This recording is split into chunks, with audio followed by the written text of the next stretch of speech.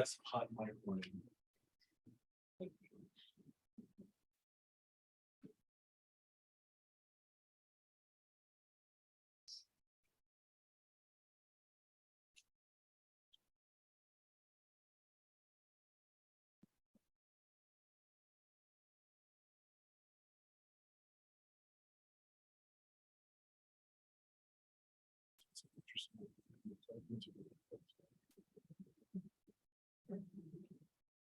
All right, everybody, welcome to the November 7th regular board meeting for the Oakwood City Schools.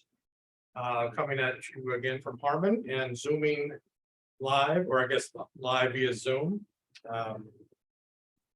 Welcome. We have a smaller audience, but it's okay. I think we have a few online, but good. Laura, would you call the roll, please? Ms. White. Here. Dr. Middleton. Here. Mr. Sweeterman. Here. Mr. Wilson. Here. Mr. Duell. Here. Please stand and join me in the Pledge of Allegiance. I pledge allegiance to the flag of the United States of America and to the republic for which it stands, one nation, under God, indivisible, with liberty and justice for all. Thank you. We are please have a motion to adopt this evening's agenda. So moved. Second. Laura? Mr. Wilson. Aye. Dr. Middleton. Aye. Ms. White. Aye. Mr. Sweeterman. Aye. Mr. Duell. Aye. And a motion please to approve the minutes of the regular board meeting and work session of October 10th, 2022, and special meetings of October 19th and October 24th, 2022. So moved. Second. Laura? Dr. Middleton. Aye. Ms. White. Aye. Mr. Sweeterman. Aye. Mr. Wilson. Aye. Mr. Duell. Aye. Dr. Rankin, combinations of public comments, please. Sure. Thank you to everyone who made the annual Timber Fun Run a huge success this year. District Timber team includes Sean Bryan, Michael Wadham, Kim Walter, Amber Barrett, Emmy King, Heather Jacobs, Roy Castro, Emily Simon, Gina Weckester, and a special thank you to Scott Corney, Caleb Van den Enden, Nate Thompson, and Ryan Fry for providing music and fun for the students as they arrived at Macomb Stadium. Also, thank you to all the families that lined the route from Harmon to Smith and the stadium to cheer on our students. We had a pep band out there and the kids ran through. It was quite a day, beautiful day, weather-wise, and great opportunity for our kids. Congratulations. Congratulations to all the fall student athletes who represented Oakwood schools. Two of our teams just wrapped up their season. The varsity boys soccer were district champs and made the regional finals. And the boys and girls cross country team participated in the state championship on Saturday, just this past Saturday at Oakwood Park. And the girls finished 11th overall, and Bella Butler was the state champ. She won the girls cross country. That's 2 years in a row that we had the state champ. And so great for Bella. And the boys placed 9th. In addition, Bella, in her spare time, she was named second team All-Ohio in field hockey. And that's a quality student athlete and a future Hall of Famer, I'm sure. So congratulations to Bella and the boys and girls teams, and then the boys soccer team who had a great season. And then this past week, I had the honor of traveling to Washington, D.C. with Karen Lauterbach, who's a math teacher at the junior high, and Tim Badenhoff, our junior high principal, for the National Blue Ribbon School Award Ceremony that the U.S. Department of Education give out. It was a really nice banquet, a very nice award ceremony, and a nice way to recognize the hard work of our students, our families, and our staff at the junior high. Tim and his staff will be recognizing the award with the students and the staff at a special event later on this week. But, that was quite a thing. And again, that's something that the junior high qualified for, and then had to fill out an application after they were nominated by the U.S. Department of Education in the state of Ohio. It's not something you can just shoot for or want to do.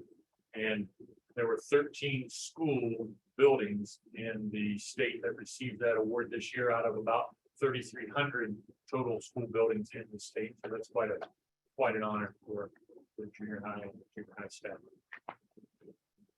Thank you. Public comments, none this evening, so we will move to Dr. Lang and our curriculum showcase. Our curriculum showcase tonight is about lifelong literacy.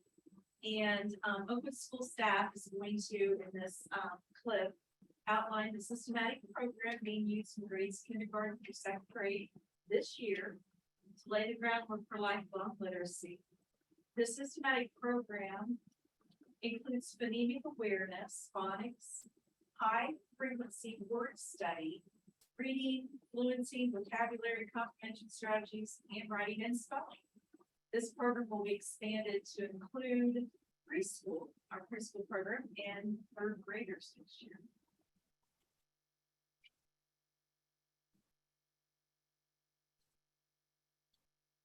Apple and E and we introduce letters and the sounds in a very systematic way. S, snakes. A couple each week, and we're introducing the letter of the sound and the keyword and sound all together, so that they're getting that multi-sensory approach. Handwriting is a big part of the component too, because when they're doing the handwriting part of it, that's connecting their brain to the learning of the letter too. Start at the plane line, go down to the word line, trace back up to the plane line, curve around to the grass line. And we're gonna become automatic with learning these sounds, and then we're gonna blend them together to make words, and then do that reverse of that for writing, so that they can also spell the words. With the dyslexia law, it's really based on the science of reading, which is a very research-based, how does your brain learn to read? Bring out your sound. What are we changing here? And the science of reading says that by looking at patterns of words, we don't want kids to try to memorize it, because your brain can't hold all of that. So looking for patterns and getting those patterns in your brain is what is successful. And that's what this program is doing. It's teaching patterns of letters and sounds and drawing attention to it through coding and reading and writing.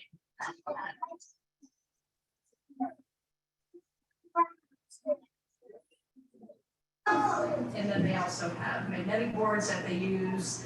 They write it on whiteboards. So there's lots of opportunities for them to be exposed to the different patterns. And so there's a very systematic way that they like the sound parts practiced.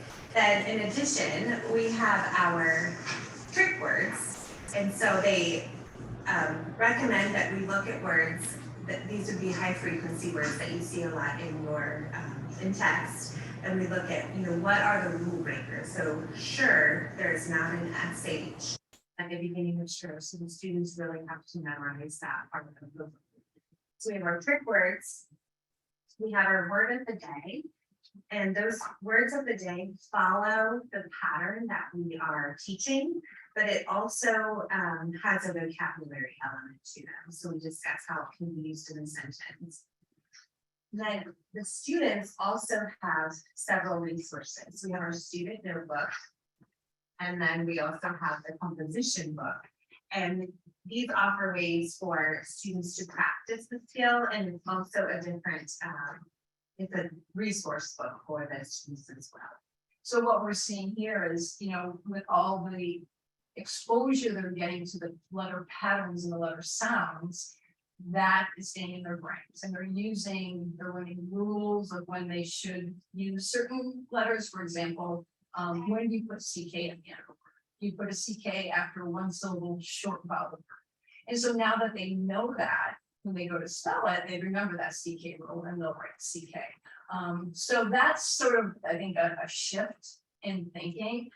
We do after each unit, we do an assessment with the students to see if they have mastered it. We expect 80% to be mastery for that. And if they haven't mastered the skills taught in that particular unit, we go back and do a little bit of extra intervention or small group with them to get them up to speed on what they need to know. As they continue on, we want to see those skills carry over into their own work. So if they're sitting here at my table and we are working on, a short bow with a diagram, that's great. But then when they are on their own, the best case scenario is that they take that skill and they apply it into their own writing. And I had a few students who, after a few weeks, they just needed constant reminders. And then last week, I saw it and it was independent and they were able to apply that bonus letter on their own, in their own writing. And so just those little victories are really exciting to see, and we try to celebrate along the way. So we're actually, what we're doing is we're giving kids strategies. We're giving them tools that they can use in their reading to attack words for reading and to raise. I think it's going to be fascinating to see what the third grade teachers say next year, because I think they're going to see the handwriting, the actual writing of letters is going to be vastly improved because that's incorporated into the lessons, and their knowledge and their spelling will also vastly improve because of all the rules that they with the work they've done in first and second grade. That's great. So Kimby, thank you for coordinating that showcase, and Tracy, as always, thanks for bringing it to life. It's a lot of work that goes into those things, and I think it's kind of nice to show what happens kind of behind the curtain a little bit, and I think it's very valuable for the community to see those things. So thank you both. Board reports. You want to start, Mr. Wilson? I'll be happy to start. So I got a few. The first one is, we are very excited. The board is very excited to announce that we have selected, we'll be gaining a new board member, and Debbie DiLorenzo, and we'll be replacing Todd Duell in finishing out the final year of that seat. And that will be, Todd's resignation will be effective on December 29th. Ms. DiLorenzo is an active volunteer in the schools and the community, and describes herself in her letter of interest as a proud parent of 4 Oakwood High School graduates. From a homeroom parent to PTO president and Habitat for Humanity volunteer, Ms. DiLorenzo has served the community in many capacities. She was a member of the foundation board for 2 terms and a member of the board of trustees for 1 term at the Wright Memorial Public Library. We're very thankful for the strong community interest in the board and thankful for the qualifications and expertise people in Oakwood bring to the table. Ms. DiLorenzo will be sworn in prior to the start of the January 9th, 2023 meeting and will serve the remainder of Mr. Duell's current board term, which expires December 31st, 2023. So Ms. DiLorenzo, we're very excited to bring you forward. So thank you very much for your willingness. We also would like to announce some further action and upcoming events that are surrounding the superintendent search. So the board wants to hear from you. 4 open community forums are going to be held to gain input from open community members about the characteristics, skills, and experience the Board of Education should consider in evaluating candidates for the next superintendent of Oakwood schools. The community forums will be held Monday, November 21st at 1 p.m. at Wright Library, November 21st at 6:30 p.m. at Wright Library, the community room. We will also have a second set of forums on November 29th at 1 p.m. at Wright Library, and then the 4th and final one will be November 29th at 6:30 in the Oakwood High School auditorium. So if you are available, please come out with one, share your thoughts, and we would love to hear them. All community members are encouraged to attend one of those. Information regarding the search will be updated on the district website starting on December 10th. Well, actually, it will be starting now. Yeah, I'm sorry, November 10th. And there'll be actually some more coming up a little bit earlier, I believe. Community members can participate in a survey created to gather additional information. So there'll be a survey going out as well. If you come and attend one of the community sessions, we'll have one there for you, or you can fill it out online right there at the community session. And you can also access one of those beginning November 10th on the website, the school district website. And you can also pick up a paper copy at any of the Oakwood Schools buildings and the Board of Education office, and those will be available starting November 10th. So there are many, many ways to get engaged and to contribute your voice to our community survey. In addition, I just have a couple of quick updates. The first one is from the Oakwood Alumni Association. They are updating their information about their Distinguished Alumni Awards process. The fall alumni newsletter went out via email on Friday. Please check your email. If you didn't receive it, it's probably there. They're working on updating the Alumni Association mission and vision for the future, and it's going to be published on the website once it is complete. They anticipate having 25 alumni ambassadors this year, and they will be recording podcasts where they interview alums of their choosing, working events and more. The first podcast episode was recorded with a 2006 alum, Nick Reasoner. Stay tuned for when that'll be published. The varsity men's basketball alumni night is to be held Wednesday, November 23rd. You can contact Paul Stone if you are interested. Oakwood High School celebrating the 100th season of field hockey. I had no idea they've been around that long. Wow, that's amazing. And alumni gather to celebrate the 100 years of that community. Some classes have already begun reunion planning for next year, so that reunion planning starts early. So if you're planning on attending or would like to be a part of the planning, you better get involved now. Working with reps on contact lists and ensuring info is updated. They are also working with OSF on fundraising efforts for Flourish, including testimonials from alumni, community members, and newsletters, emails, etc. Jeff Harley and Bruce Parliament, both 1984 grads, are working to endow the Howard Sales Memorial Scholarship for Oakwood High School senior student athletes. OSF and the Alumni Association are assisting with the effort and assisting with the class of 1972 with their fundraising efforts for a new greenhouse and communications, contact info, etc. And of course, the communication push around the alumni van room. So that was for the Alumni Association.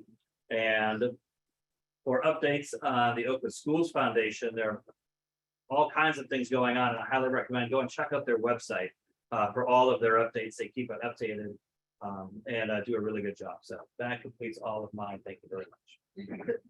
Ready? Laura? So I reached out to each of the PTO presidents and it's such a busy time for the PTOs right now, this time of year. So each of them just gave me some highlights, things to report. So as far as Harmon PTO, they approved another grant. Mrs. Patterson requested a grant for guest speaker Bill Ritchie, Science is Fun Assembly. This will replace the COSI assembly that they used to have. COSI evidently is no longer doing assemblies because of COVID. So anyway, this will replace that. The PTO has also received more teacher-initiated grants, which they are reviewing, and they hope to be able to support as many projects as possible. Upcoming events, Harmon Trivia Night is November 18th. And it's sold out. Many people are working very hard to make this a successful event. After the holiday break, the PTO will be selling candygrams. And they did ask if there are any parents who would like to volunteer. They need some parents to help run some clubs, specifically the chess club and the coding club. So they would like to bring those clubs back. They just need some volunteers for them. As far as Smith PTO, the president reported that they completed all their autumn afternoon events. They finished their game day the last week of October. She said that in addition to raising money, they had a lot of positive feedback from staff, students, and parents about the event. So they are planning to do something similar next year. They had their first library movie nights a week ago Friday. And then their next movie nights will be held December 2nd in the gym. So it will be a bigger event. There will be an in-person wine event on January 20th with Heidelberg. This Scholastic Book Fair begins this week, and Cardio Club wrapped up its fall season, and the Smith Chess Club is going very strong with over 40 members. Well, the last highlight from Smith is that they've helped fund 5 teacher requested field trips so far this year, which they absolutely love supporting, and they anticipate and welcome more teacher requests as the year progresses. As far as the Oakwood Junior High and High School PTO, the PTO hosted an appreciation soup lunch for the teachers, and she attached some pictures. It looks like it was a really nice event. They also voted to use some funds that they had from events that didn't happen during COVID to purchase new bike racks and to make a donation to the Flourish campaign. They are also working with Mr. Badenhot to plan a celebration in honor of the junior high receiving the National Blue Ribbon Award. And they'll be using some funds to mark that special recognition. And also there's a PTO meeting for the junior high and senior high on Thursday at noon. It's via Zoom and also welcome. Thank you, Lauren. You don't have too much to report. I was able to talk to Sean Cahill, the athletic boosters president, last week, and he gave me a breakdown of their revised funding policy. So I'm up to date on that. That's all I have. There. And the only report I have this evening is concerning policy. As you know, later in our agenda this evening, we have recommended changes to board policy that we will provide last month. And I have no other updates tonight. Thank you. Budget and finance, Laura, please. Yes, I have 3 items for your consideration for approval tonight, and then I'll give you the regular update. So item 5A on the agenda is a recommendation for you to consider approval of our 5-year forecast and notes for fiscal years 2023 through 2027. This is the required first filing for this school year to the Ohio Department of Education. We went over these numbers in detail at the work session in September. So we take those numbers and we just transfer them over into ODE's required format. And so that's what I have before you tonight for your approval. Great. A motion, please, to approve the recommendation at 5A. So moved. Laura? Second, sorry. Mr. Schwederman, Aye. Dr. Middleton. Aye. Ms. Kawhi. Aye. Mr. Wilson. Aye. Mr. Duell. Aye. Thank you. Item 5B is a recommendation to approve a change order for data construction in the amount of $20,000. This change order is for pre-construction services for the Arts Enhancement Program, and it'll be funded by the Open Schools Foundation Flourish Campaign. Motion, please, to approve the recommendation at 5B. So moved. Laura? Mr. Wilson. Aye. Ms. Kawhi. Aye. Dr. Middleton. Aye. Mr. Schwederman. Mr. Duell. Aye. And then item 5C on the agenda is a recommendation to accept a gift from the Open Schools Foundation from the Flourish Campaign in the amount of $101,259.29. And the purpose of this donation was for the Rushley Architects services for the Arts Enhancements Project. A motion, please, to approve the recommendation at 5C. So moved. Second. Laura? Mr. Wilson. Aye. Dr. Middleton. Aye. Ms. Kawhi. Aye. Mr. Schwederman. Aye. Mr. Duell. Aye. And then item 5D is just for informational purposes only. You have your monthly financial report that you're accustomed to seeing each month for October of 2022. And I also want to remind the board and the community that tomorrow, November 8th, 2022 is election day. Oakwood Schools does have a renewal permanent improvement levy on the ballot. Again, it's a renewal. No new taxes will be generated from this levy. It generates $500,000 per year and would be extended for an additional 5 years for capital improvements throughout the district. Thank you. Moving on to unfinished business. I believe there's none. New business by the board. We have one, that's me. Recommendation is made to approve the temporary interim superintendent contract between Allison Couch and the Board of Education for Oakland City Schools effective January 1st, 2023 as presented. We have a motion to approve the recommendation 7A. So moved. Second. Thank you.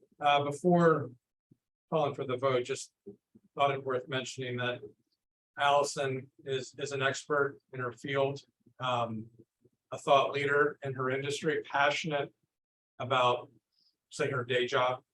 And so it was only but for her commitment to Oakwood, the students, the staff, and the community that led her to agree to serve in this role. So for that, we're forever grateful. So thank you, Allison. And with that, call for the vote, please. Mr. Wilson. Aye. Mr. Schwederman. Aye. Ms. Kawhi. Aye. Dr. Middleton. Aye. Mr. Duell. Aye. See you in January. With a second. Dr. Ramey, administrative report to the superintendent recommendations, please. Great. There are several, a couple of them have action, there are several for information. Item 8A, recommendation is made to approve the course of high school social studies as presented on October 10th, 2022 at the regular board. The motion, please, to approve the recommendation at 8A. So moved. Second. Laura? Ms. Kawhi. Aye. Mr. Wilson. Aye. Dr. Middleton. Aye. Mr. Schreiderman. Aye. Mr. Dwell. Aye. Item 8B is a recommendation made to approve the policy updates that presented at the October meeting as well as the one that Mr. Sweeterman just mentioned. And a motion, please, to approve the recommendation at 8B. So moved. Second. Laura? Mr. Schreiderman. Aye. Dr. Middleton. Aye. Ms. Kawhi. Aye. Mr. Wilson. Aye. Mr. Dwell. Aye. Item 8C is Mrs. Couch, who is currently the director of Ed Service, and will continue in that role. She'll be doing double duty a little bit interim. Give an update on the fiscal year 23 state and federal grant allocation. Absolutely. So we have different programs that we participate in, Title I, Title II, Title IV, and then IDEA, and early childhood. And those allocations are given to us by the government. You can see there for this year, we're at about 624,000 to start the year. And then sometimes those allocations will change throughout the year. Laura will typically get an update. I think we ended last year about 700,000, but we started the year with 640,000 allocated. So we're right there about the same. We don't really see this fluctuate a whole lot. And they're the standard, those are the federal programs that we are eligible to participate in. So I don't know if there are any questions on there. We're legally required to cover this piece. So Mrs. Couch, since you're on a roll, we're going to do 8D, which is an update on the students who have opted to enroll in home education, community schools, and ODE special education scholarship program. So past few years been a little interesting on that. I was looking back through numbers. It was 2 years ago, we got 116 home education. So COVID adjusted all of these numbers, who participated in home education, who pulled their child out of a private school or an online school and decided to homeschool them or do different programs. So we're starting to see the numbers come back. Right now at home ed, we have 46 students enrolled. Community school enrollment this year, we have 26, which is kind of rebounding to where it had been before. And then special education scholarship programs, which are the Autism Scholarship, John Peterson, 10 we have for this year. So those numbers are starting to rebound from COVID where they have fluctuated. Thank you. Yep. So the next one is mine. So twice a year, I give a report on bullying and other forms of aggressive behavior. And obviously our goal is to have zero, but every once in a while we'll have a situation that ends up being defined as an aggressive behavior of bullying.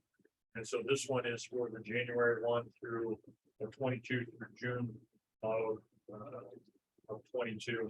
And we had, as you can see on the report, we had 0 verified incidents.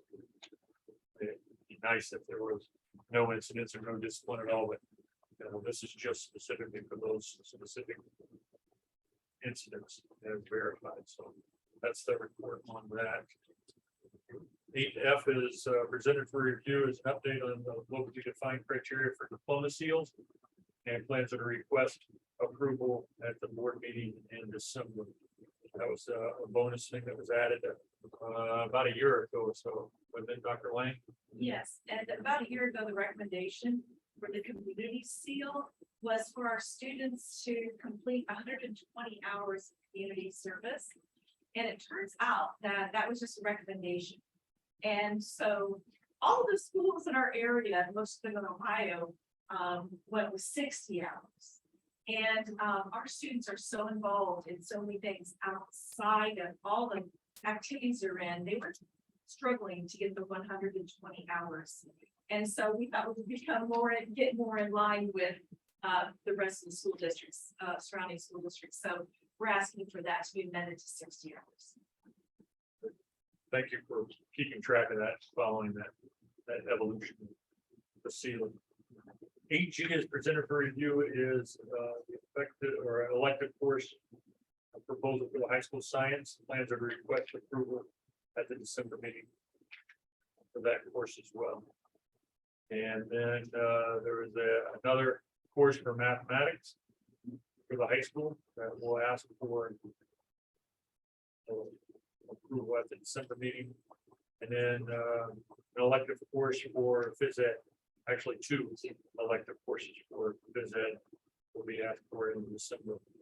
Well, and then Jay, this is something we haven't done for a little while, but field trip approval for Ohio Motto United Nations. They will be traveling in December to Columbus. And just a note that the students and families are reminded that field trips can be affected by changes in the level of alert for national security. And then we'll follow CDC guidelines during those times. So it used to be we would say that and nobody would have nothing ever going to happen, but now we listen a little bit. But certainly things can change very quickly. Thank you, and so keep going, please. All right, so if we can take items 9A through C and items 10A through G together, please.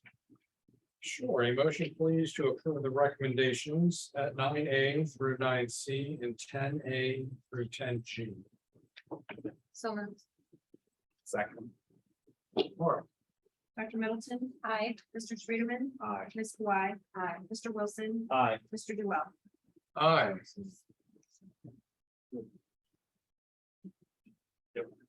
Right. Okay, that concludes this evening's meeting. Some of you pay close attention. We typically move into executive session. That's not happening tonight, so this will adjourn the meeting and no further action will be taken tonight. So thank you and have a good evening.